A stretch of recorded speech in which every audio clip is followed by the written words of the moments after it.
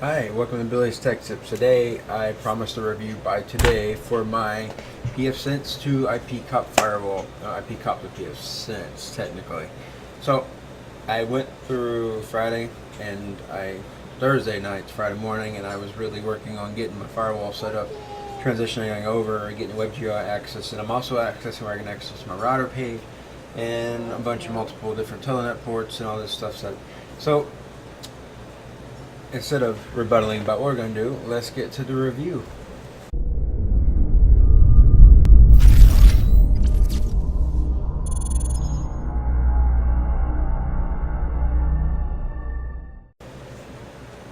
Okay. First on, IPcop is not a bad firewall. It's good for corporate, but there's better ones for corporate firewalls. You can use like a proxy setting around there, or like, you know, internet filtering better. I use it for a personal home firewall. IPcop is pretty awesome. It does a good job. It monitors real well.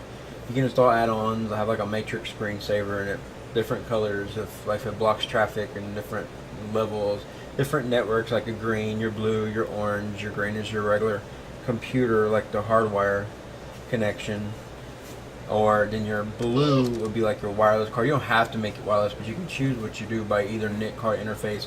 And setting those NIC cards up, I put one of my videos below, one of my NIC videos. So it's in one of my videos for it. Shows you how to change a NIC card, IPcop, and I'll tell you how to do that. But let's get to the main part, the IPcop versus PFsense. So, I mean, really, what are you looking for in this firewall, I guess you would say? PFsense, since I've used it, works pretty well. Here, let me bring up my screen here, and we will show you guys. Alright, so as you can tell, I like hello. I'm just kidding. Alright, so we are going to get into the firewall. PFsense domain. There it is. Okay. Of course, you know the default password and username is admin, and PFsense is set up. If you change it after, you would have to go into login after doing the wizard setup and go from there.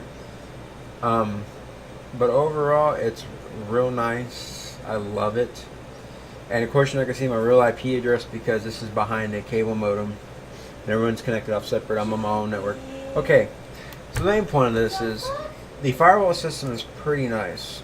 I love it because the way that the admin access is set up on here is pretty cool. Like the web GUI interface options are a lot simpler to understand. Like IPcop is a little bit more complex, which I had to do a lot of study and learning on. So your protocol for that would be HTTPS or HTTP. If you know what HTTPS and HTTP mean, basically HTTP is a unsecure version of the web GUI interface, meaning it's not secured for encryption and stuff. Now HTTPS is supposed to be secure, certificate verified, and a lot of your websites will have that nowadays. If you see an HTTPS and a little certificate, it says OK in the top part of your browser, like this has that lock, that means it is secure. Now if you went to HTTP sites, like so, we'll go to google.com, see it's secured. Now let's look at a non-HTTPS sites. Let's see.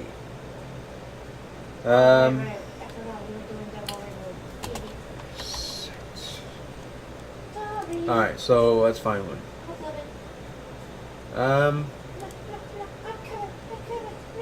Sample, okay.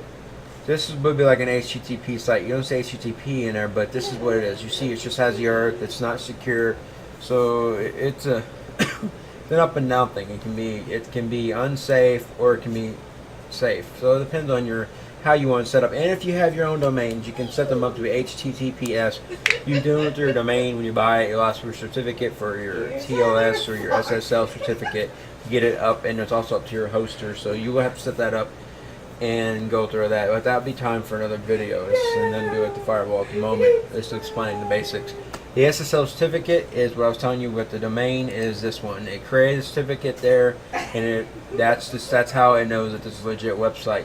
And it goes by that. And also, if you try accessing a website that's secure but with your time and date on your computer are not accurate, you will get an error message and the browser won't be able to access it. So make sure your time and date are updated at all times.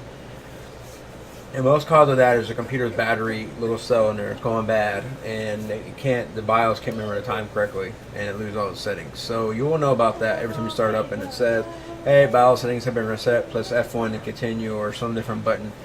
But let's get back to the point. Now, the TCP port would be basically, like I said, HTTP or HTTPS. That's your TCP port to access your web GUI interface. And for me, I run HTTPS, so my port would be 443. If you run the unsecure version, it would be 80. Port 80 is a generic port for anything, your routers, your Comcast cable, modem, any cable modem, any type of router page, anything, uses port 80 for basic unsecure connecting to administer the web page. Besides your login.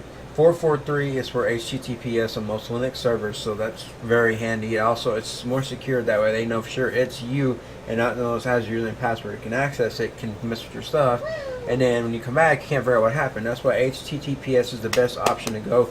Never go HTTP on any type of firewall system, router page, or anything, because if you do, someone figures out the only way it's secure is you lose your username and password. If you don't know have your username and password, then people don't know.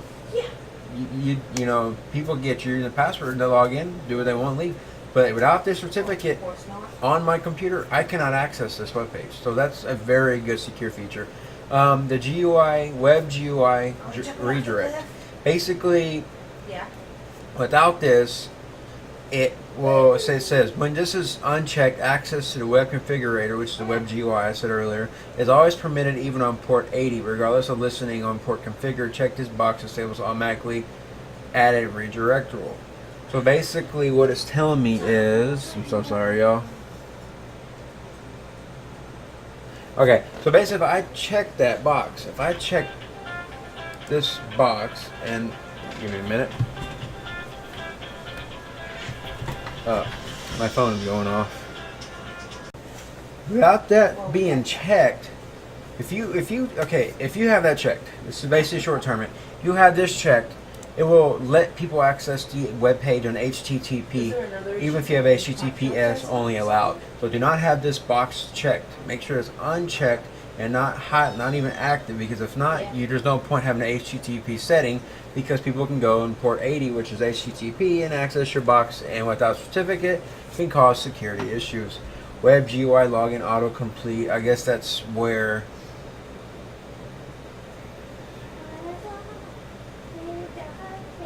this basically will help. You know how when you click like a box, you click like a login thing with Firefox or Chrome, and it says, do you want to save this username and password for this website? And you will click yes, save. Okay, this is what this does. If you enable this, this allows this to happen. If not, then it won't autocomplete, and you have to type in username and password every time. I would advise this if yours is a public access type server, or you have a lot of people who can get access to the main GUI web page. You do not want to get to your firewall. For me, I keep it autocomplete because I'm the only one to access it. I'm only smart enough to access it in this house. Web GUI long-on messages, that basically anytime that anyone logs in or any type of message logging in, I guess basically, and successful logins or anything, it logs it for me and it tells me. If I had that checked, it would not log any type of login. So basically it's like a security feature to help you know who's logging in your web page, what IP and everything.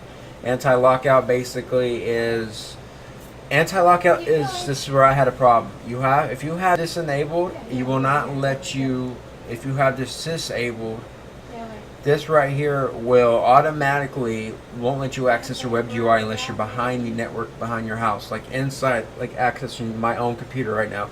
But right now I have it set where I can pull it from any computer I want or my phone. If I just type my home's IP address, my WAN IP that's outside my wide area network IP, and I can access the web page. With it being checked, basically, user-defined firewall. Check this box to disable automatically add a rule, so access to web is controlled by user-defined firewall rules. So basically what it's saying is the firewall rules that you set allow you to access it. If you check that, any rule that you set firewall, on a firewall to access the GUI will not work. So basically, you're wasting your time setting up the firewall rules or your net rules when something ain't going to work. And when we get into firewall net, which is next, that's a little bit complex with PFsense. IPcop's a little bit different.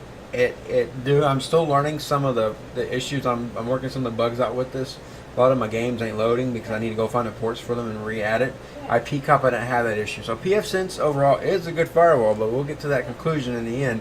So let's continue on. DNS rebind check. I don't really do domain name services, which is what DNS stands for, domain name services. When this is unchecked, your system is protected against DNS rebinding attacks. This blocks private IP responses from your configured DNS servers. Check this box to disable protection if it interferes with web configurator access or name resolution in your environment. Okay, so basically what it's saying is if I had private network here in my house and I had a corporate network and I want to access my business network from home, I could set where my IPs are assigned from my business or from my home to my business IP configuration. And basically if there's an issue where the two networks can't connect, like there's a wall here and there's some stopping, that right there will automatically disable that problem and allow them to resolution themselves and everything. So this is to protect you from outside people getting into your private network files, getting your DNS name configurations, and also getting into your home environment. Because once I have your domain name services or your DNS or your domain name for your network, they can access your window shares and everything. Which that would be another video on the window shares and domain settings, is that we go on with that, because there's a lot of domain options in these Linux firewalls, on BSD firewalls. Okay, alternative host names for DNS rebinding and HTTP referrer checks.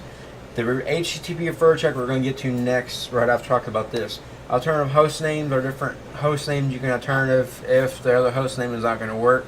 Like I said, that only works with when you have your house here and your corporate here, and say your house is the main IP giver, so your corporate relies, your home is sending stuff to corporate and going, hey, this is your IP address, this is what you're going to have.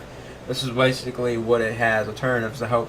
That way it can still work and bypass the DNS rebinding attack. That way it doesn't mess up your network or mess anything up. You can have two separate domains, but they work together as two different names, but they work the same.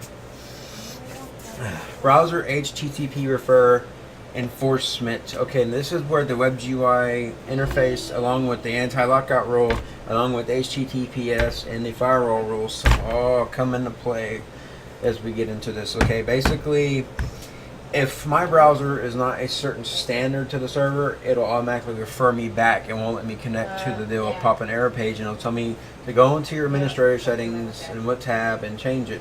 So that's basically what it does.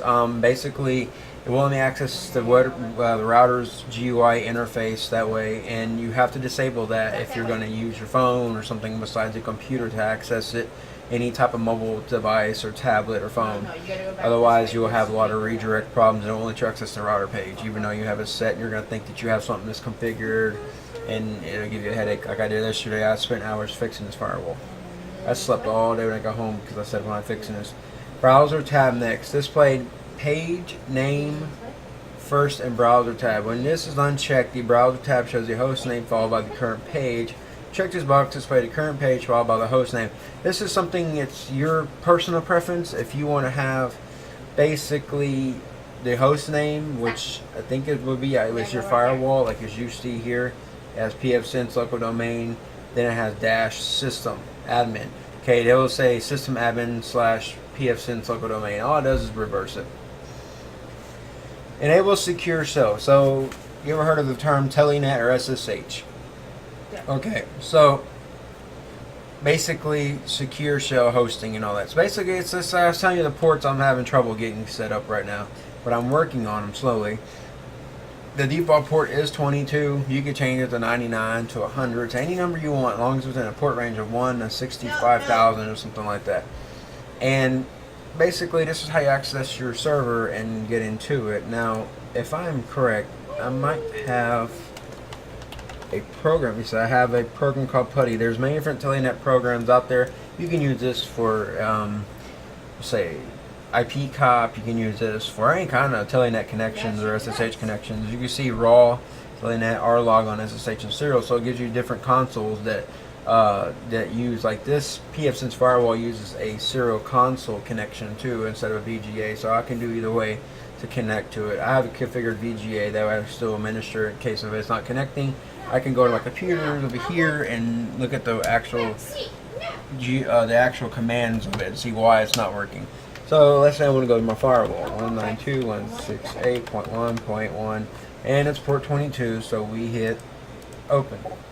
Alright, so now this is where it talks about it says authentication method right there, disable password login for secure shell RSA DSA key only. When enabled, authorized keys need to be configured for each user has been granted shell access, secure access. So basically you would want to make sure that you have that disabled. Not disabled, actually, I'm sorry. Do not have that disabled, because if you don't have that secure to RSA key only, then you will not be able to connect to it, like I said, like with the HTTPS is set up as like a web certificate. Without that certificate or key, you're basically locked out of your own server and you're screwed. So you can leave it disabled, but for me, I have it enabled. That way I don't have to worry about it. I don't have that disabled. I only use password login. But here it's asking PuTTY security alert. The server's host key is not caught in the registry. You have no guaranteed server you think that is the computer you think it is. Server RS key fingerprint is SSH blah blah blah. If you trust this host, hit yes, add the key. It's basically saying that.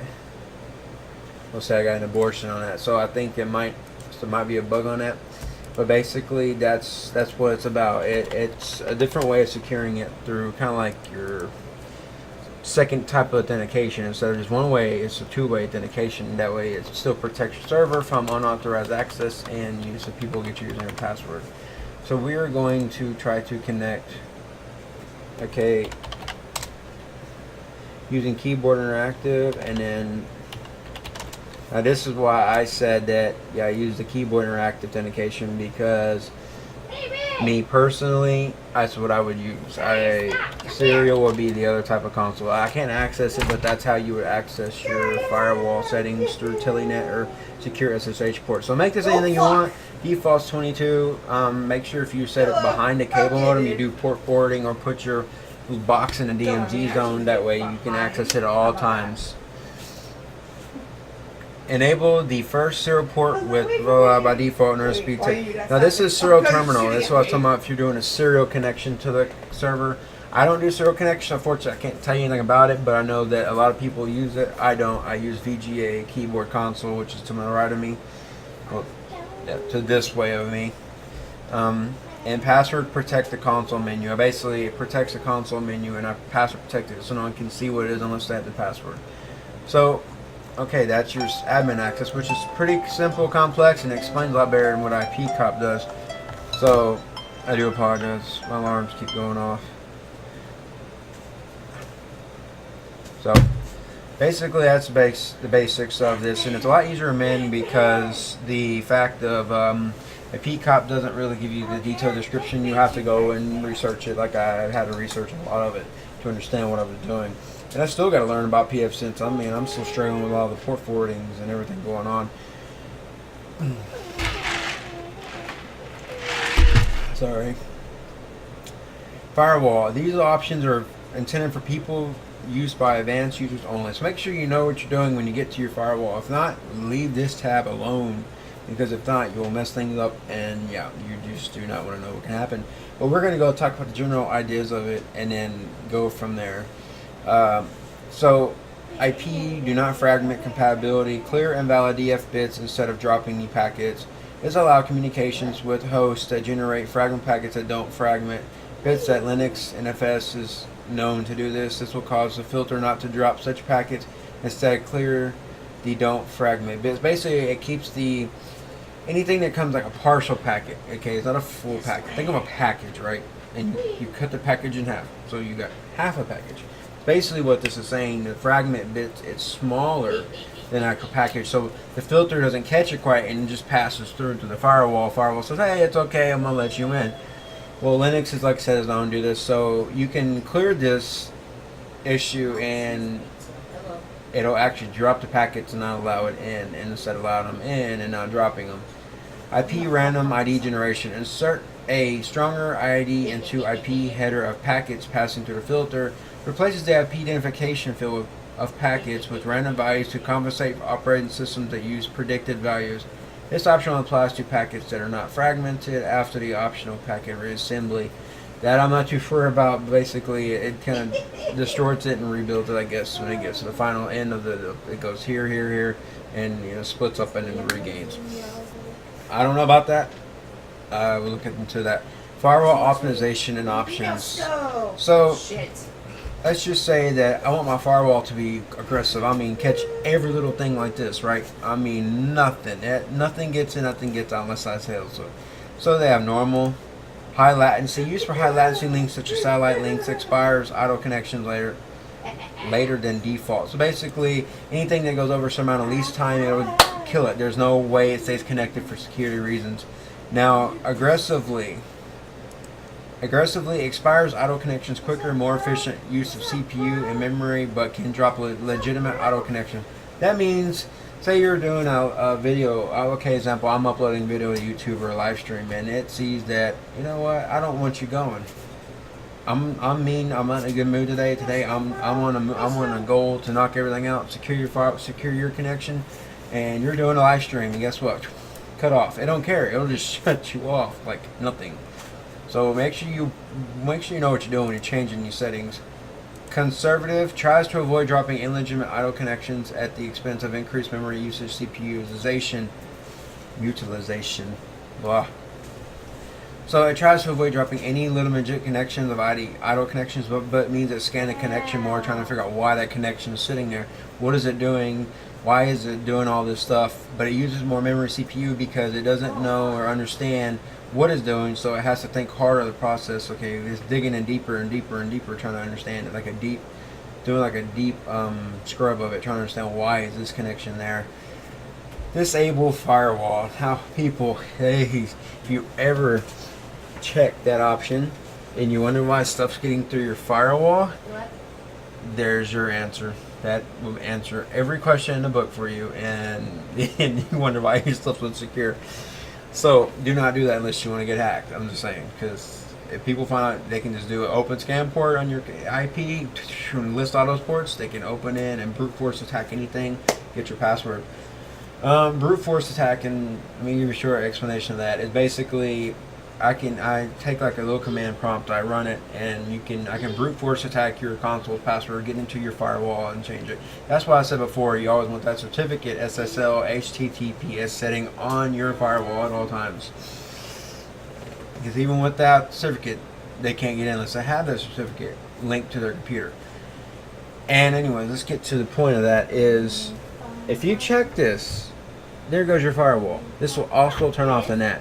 Note, this converts PFSense into a routing-only platform. So instead of making your thing into a firewall, it makes it into a routing platform. Basically, it's a router, a switch, you would say.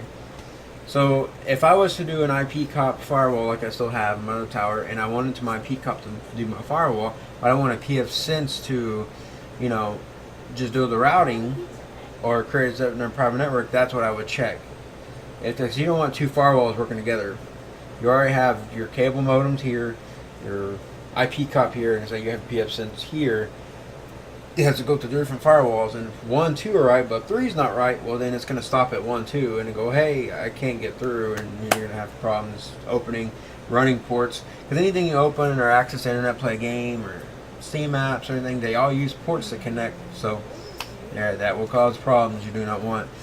Disable firewall scrub. Basically, disables the PF scrubbing option when sometimes can interfere with NFS and PPTP traffic. PPTP traffic, I think it's like more DSL stuff, but I'll get more into that later on. I'm not too sure about it. I never had some of these problems. You have to jump down, Skyr. If you're really interested, leave me a comment. We can rebuttal about it. We can look it up. I can make a video about it. I'll happy to do that for you. Firewall adaptive timeouts. Timeouts states can be scaled adaptively as number of state table entries I need to wake up. Entries grows. Basically, it would adapt the timeouts. So the firewall would go, hey, wait a minute. Do I need to time this out? Do I need to adapt this? It would auto configure itself instead of you telling it when to time stuff out. Firewall maximum states how many connections allow the whole any firewall state stable.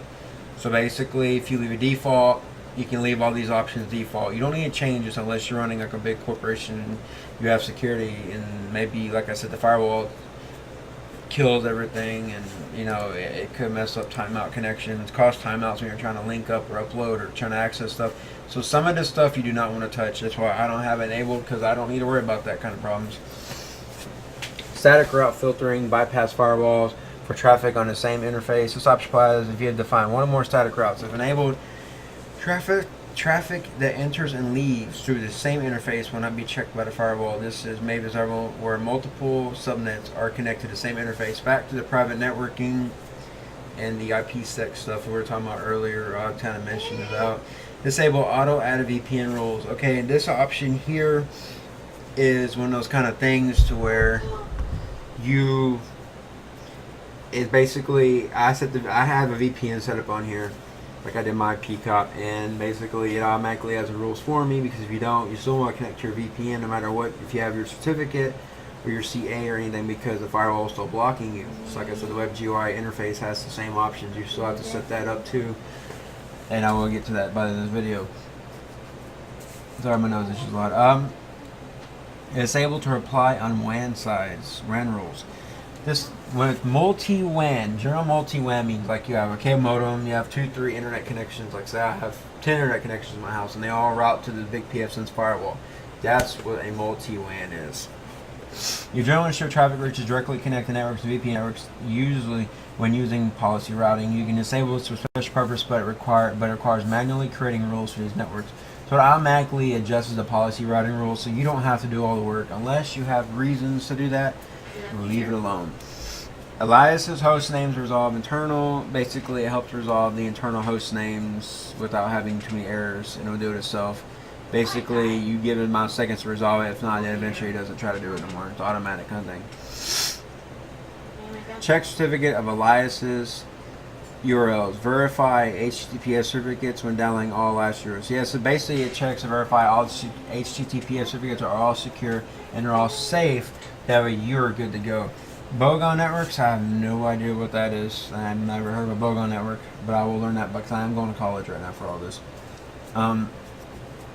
Network address transition, which is a NAT. NAT reflection mode or port forwarding. When enabled, this automatically creates additional NAT redirectables or access port forwards on your external IP addresses with your internal networks. So basically, I guess you would say the NAT plus proxy mode uses a help program to send packets to the target of the port forward. It uses setups where interface and gateway IPs used for communication with where the interface or gateway IP is used for communication with the target cannot be accurately determined at the time for the rules are loaded. Reflection rules are not created for ranges more than 500 ports. Will not be used for more than 1,000 ports. Total all ports for all TCP and UDP port protocols are supported. Basically, it makes the rules up temporarily and gets rid of them. It only does it to help you, so you don't got to go in and just to make this change and make this change, make this change for all these programs to work. Kind of auto adjusts itself and then it gets rid of them. The same thing here. It talks about NA automatically create outbound NAT rules when the system inbound NAT rules that direct traffic back out the same subnet original form. Basically, it creates everything for you. The timeouts, I don't mess with this unless you have a reasoning for it. I don't. For home networks, you shouldn't have to worry about this. The networking options. IPv6 is a new type of IPs. Like I was watching Alliance Tech Tips videos. IPv6 is still fairly new. It's slowly getting out. Everything you get nowadays, IPv6 is a bunch of numbers and letters like on MAC addresses. Doesn't give you an actual IP. It's supposed to be a lot faster, but only IPv6 works in certain situations. IPv4 is the most preferred at the current time until they get everything better about that. IPv6 over IPv4 tunneling. Basically, this allow packets over it basically gives you the compatibility of having IPv6 over IPv4, which is really nice. So it gives you better, faster connections and everything. Prefer IPv4 over IPv6. That's basically by default. It resolves anything. It resolves IPv4 faster than IPv6. Basically, it would use the old version IPv4 over IPv6 for anything. network interfaces, device polling, hardware checksum. Basically, this stuff I didn't touch because since I'm not running a big network, I don't need to worry about this. Option, basically it helps control all your network stuff. I do apologize, some stuff I do actually do not use. Proxy support, I don't use a proxy personally, but proxy basically is like how you limit internet access and everything, and basically I can say, hey, you're allowed to this website. Basically you're using a password to access the internet. And you're basically anything, like your modem's a proxy. When you don't pay your bill, they turn your MAC address off for your cable's unique ID. It's like a proxy using a password. It's allowed to access the system, it's not allowed to access the system. Okay. Power settings, cryptic, thermal sensors. Thermal sensors is good because IPcop didn't even sense this. It's basically a temperature. This detects my motherboard's temperature and make sure that it's not going too hot. It's not working too hard, so it doesn't overheat or burn the motherboard out. The firewall will automatically shut itself off. Schedules, where I can use schedules that are, connections. I can have scheduled connections run on a certain time of the day and then shut off certain times. That way they protect like temporary meetings, temporary openings for access to files. That way after everyone leaves, so your network is secure, no one can access after you leave and get into your stuff. Automatically, it's like an on-off switch for those rules. Gary monitoring, it always, I didn't touch this. RAM disk usage, that's I guess to give it more RAM to have like on your virtual hard drive or on a hard drive you put in there. That way you have more, your computer has more resources. And I don't know about the host UUID. System tunables, this stuff here I didn't touch, but basically this is the basics, each add-on or each config or each plugin that the server uses. The ground notifications, I'm guessing, will come here, but I have not messed with this. The SMTP email option gives you option where email you if there's a problem. The server, you set all this server stuff up and using a password, and it'll email you from the email saying, hey, there's a problem, you need to know, someone's getting your firewall, someone's in your firewall, this security connection issue, so it'll actually text you and tell you about it, or email you. And the startup sound, every time you turn it on, my computer goes beep, or something, like when it gets an IP, when it drops, it makes a beeping noise, so you know when your internet, and all of a sudden, you hear that noise, you know you lost your internet connection, for you go, what the hell's going on with my internet? So, there you go. Interfaces, this is all your NIC cards, like LAN is where the wire runs out to my big switch back here and signs all IP. Optional one is if I want to hook up a wireless router to it or another network throughout the house, set it up. Or WAN is where the internet comes from a cable modem. Firewall, this is where next. Okay, so first off, we're going to allow this. Aliases, blah. Oh, there's two other difference. Aliases is basically my server. So I have all these servers with this IP range in my wireless router. So I will go, basically it groups all them together. So when I go set a rule, I don't have to go type in each individual thing. I can just type a letter, boom, servers, click S or S and servers, boom, there you go. So anything I port forward will see automatically hit those IPs, and I don't have to go crazy about it. IPcop did have this feature, but this one's a little more easier to set up and more understandable. Yeah, so IPcop's more for advanced users. Ports, again, my Linux boxes, my wireless routers, Telenet, and WebGUI interface outside of the house. Sorry, I do apologize. In my Minecraft server, if I run it. URLs, I don't know about this. I guess they're placeholders and network ports. Basically, instead of typing so basically on this, instead of typing, you know, hey, 192.168.1.5, you can just hit gaming computer, boom, okay, done. It already knows where to look for it. You don't have to type the IPs. Remember the IP. You can go just by a name, and it makes it so much simpler to remember numbers. Okay. And you're like, I just rambling. I'm just trying to explain to you what I learned, and so far I've been releasing more videos on this PFsense firewall as I get more into it. But let's get back to the main subject here, is my review about it. Port forwarding is pretty simple. You just click, you know, the little icon here to move selected rules to the end. You can put them in order. This is if it's passed or a linked rule. You would see here, I'm going to make a file rule. Make a file rule on it. It's pretty simple. You can disable it. You can interface. You choose where the source of it's gonna, where everything when I'm trying to access it, that's where it's gonna come from. Which be WAN, your protocols. which has a lot. I would normally use TDC UDP to make sure that anything uses that, you can use both. The source, now, you don't have to change this, but I do. The source would be basically any. It's the interface. You don't really want to change your WAN, leave it alone. Destination, you would set where you wanted to WAN address, you know, different stuff like that. If you wanted to access the LAN net, a LAN net address. Now, I mentioned aliases. I type S for servers, and there you go. It has access to. I can set a rule up. Hey, allow me to access all these ports. Boom. I set the ports up, then I set the access to the servers.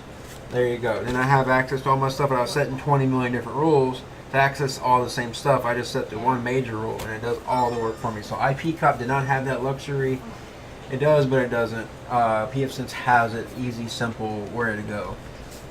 Destination port range, you would choose, say other, and I would type manage Linux boxes. So there you go.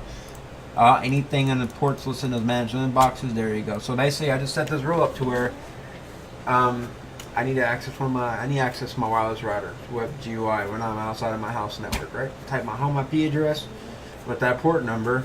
Done. I'm already in. I can access my router's web page without having to go through making 20 million rules. I can make it one big simple rule, and through the aliases or aliases, it works well.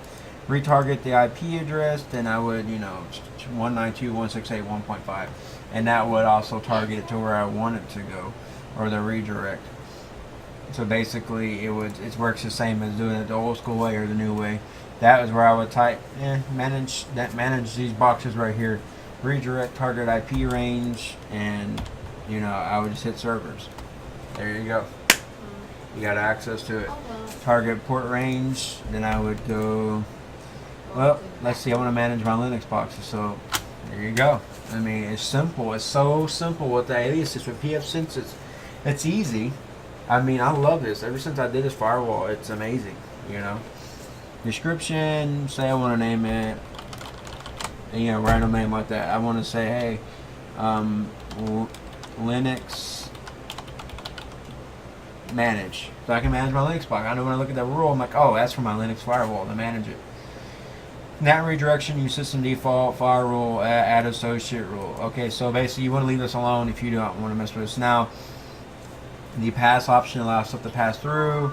Linked it's linked to another rule, and they work together. So you get the firewall, and this is where I'm getting it now. There's a firewall, a master, and then there's a NAT.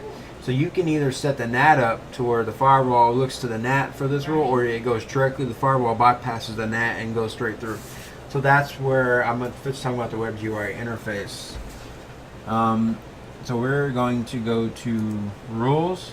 Now this is the firewall rules. Okay, now as you can see right here, it has rules that override the NAT. So if I access some of the NAT, but I can block it on a firewall at the same time. Now you're thinking, isn't a NAT a firewall? Yes, but with IPcop, it was a part of the firewall. NAT is a part of firewall on PFsense, but firewall is like the master, and NAT is secondary. If I say, hey firewall, don't look for a NAT for this ID, for this service, firewall skips over the NAT and doesn't even check the NAT for that service. So that's the difference between PFsense and IPcop on this part. The firewall is a little bit different in the way it's set up. NAT is secondary, firewall's first. And IPcop, the NAT is a firewall. So most routers, it is a firewall. I mean, it's really weird, but I like it because you don't have to go through all those steps of trying to figure out things. It's either you can bypass it or they can work together. As you see right here, I have access set to my web GUI. So the WAN address, the 43 HTTPS, like I was telling you, it's set up on the firewall, not through the NAT, because it doesn't need to look to the NAT to access firewall, because it's directly accessing the firewall's panel, or the firewall. So anytime you set something that's not a service of one of your servers, you want to directly access the firewall directly. That's basically what a firewall does. The NAT is only for port forwarding. That's where it's a little bit backwards from IPcop. But IPcop has the same scenario, but it's a little different to work with. Now your LAN, this is where you can adjust your LAN to communicate back and forth with each other. Maybe through, if you have a green and a blue network IPcop, then you would set this up like a LAN firewall. Protect different networks from not seeing certain stuff. Open VPN, which I have set up on here. Is the reason why I have that option there. I have open, VPN set up, and I'll create the rules. Like I was telling you earlier, when it creates the rules, and that one panel I was showing you, there you go. It automatically created this rule for me, so I wouldn't have to worry about doing it. Because if you don't set this up, then you cannot access your VPN from outside your network, and it's not fun. And again, with the pass is right there. I could change that to disable it, match, block, reject, and log, like I said, log stuff. Services, these are here, different services, Wake on LAN, DNS resolver, but I'm not going to go through all those, there's too many. I'll go to the basics. Your Dhcp server is the one, is assigned your IPs. This is where I'm going to tell you how to set this up correctly so your IPs or your network are correct. Your range, enable Dhcp server on LAN interface, because you don't have, now I can set this up to where my cable modem assigns all the IPs, and then this right here is just configures it, and I have like a secondary firewall, but I'm not going to do all that. I just prefer having a private IP network. Deny unknown clients. If this is checked, only clients defined below will get DHCP leases from the server. Basically, it's to secure your server like MAC address filtering for wireless security. Your subnet, your available range, as you see I made it 1.10 to 245. Additional pools. Pool addresses inside the subnet outside the above range. Basically, I can set up, I can go make IPs outside of this range separately if I wanted to without editing this. Win servers, it's like Windows share servers. DNS servers is what my IP is. You don't have to use your IPs. Providing one, you can use Google's. Windstream has their own. It depends on your preference on what you do. Your gateway is your default IP. Do not change this. If you do, then it could mess up you accessing the correct gateway where your actual internet comes out of, where your router is. Domain name I left alone because the cable modem assigns that. Domain search list, I do not deal with that. Lease time is alone. All this stuff's default. Some stuff's not filled in because I don't want it to change it. It works just fine. That's what I wanted to do. Unless you want the lease to last longer, which keeps that computer's IP longer. That way you don't lose that IP address or it changes. This stuff I'm not going to get into. As you can see here, I have my gaming machine, my internet gaming, my DJ computer, my FreeNAS, wireless router, and my Note 5 all work off to the same thing. How that works is my Note 5 connects to a wireless router, still gets an IP from this thing. So I still have the router as a bridge to where this assigns the IPs, and the router just is a connection, like a big switch, wireless switch for it. VPN, I'll show you a quick tour of that one. I got IPsec. IPsec's like if I want to set up my IPcop to access this firewall as a secondary, like the IPcop gets its main IPs from this firewall. So that's what I'm going to be working on soon. Like mobile clients, it has so much stuff you can do with this firewall, and I have not got into it yet. Statuses, the DHCP leases, IPsec settings, like I can go in here and set up system graphs, traffic logs, and this traffic graph's pretty nice. You know, it tells me what's going on. Host IP, it tells me the bandwidth going in and out of it every 5 seconds. So it's real good to let you know who's taking a lot of bandwidth up. Diagnostics, that stuff we'll get into another time. So basically, I know this review is not really detailed because I haven't had much time to get into everything. I will be working on that more today and Sunday, and I'll release it on Monday. So overall, I really appreciate you watching this video, and this is how I feel about PFsense and IPcop. Overall, IPcop has a better. IPcop is a little more advanced user interface. It's a little more understanding. I like the firewall settings on it. It's a little more easy to realize, but at the same time, it's real hard to understand and manage. PFsense is real easy. You can set your aliases or aliases, whatever you call it, to that way you ain't got to go through type each individual IP. It also lets you combine multiple instead of just certain amount like IPcop does. So I would say PFsense overall wins my review. Far as a firewall, I'm transitioned to PFsense, as you can see. It's only I'm actually accessing my own server right next to me. So I appreciate you watching it, and leave your comment about it. Let me know what you feel. If you feel something you misunderstood or didn't understand, I will go back over it in my next video as extra footage. So stay tuned for that if you want to. Let me know about it. I would say overall though, PFsense has my vote on a lot of things. I just gotta fix all my port forwarding for my games and stuff, so I cannot access them. So I gotta switch to the IPcop temporarily, and then to get the ports and stuff figured out again, and I'll go from back to the PFsense. But PFsense, you got my like. I really like you. At PCOP, you're okay, but PFsense rules. There's a lot of BSD firewalls out there. It's not the only two that you can use, so it depends on your corporate environment, home environment. So thank you for watching. If you have any questions, comments, concerns, comment in the section below. I know there's going to be hate comments or, well, you don't know what you're doing. That's cool, guys. That's cool. Hit the like or dislike button at the very bottom to your right. If you liked the video, hit a nice thumbs up. If you dislike it, hit the thumbs down.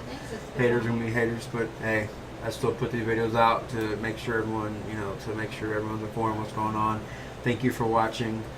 Subscribe if you want to stay updated on further updates on this. If not, I understand. I know I have a small channel, but thank you for watching. And to this person, to the person on Twitter, I do really apologize. The video's coming real late since I posted like a week ago on Twitter I was going to do it, and I know you've been really patient and you've been staying up with me on it, so thank you. If you're really more interested on things, or you feel like you didn't understand things, or if you're just confused on it, let me know about it, and I'll make sure that I get this out to you. So if you like the video, retweet, whatever you want to do. But thank you for watching, and I guess have a good day. I will see you in the next video. I'm gonna be working on port forwarding stuff and getting stuff set up. I know I was kind of quick on this, but it's almost been 40 minutes, and I still gotta make a few more videos. So I'll be making more videos on this PFsense firewall. But to give you a quick showing of what I can do.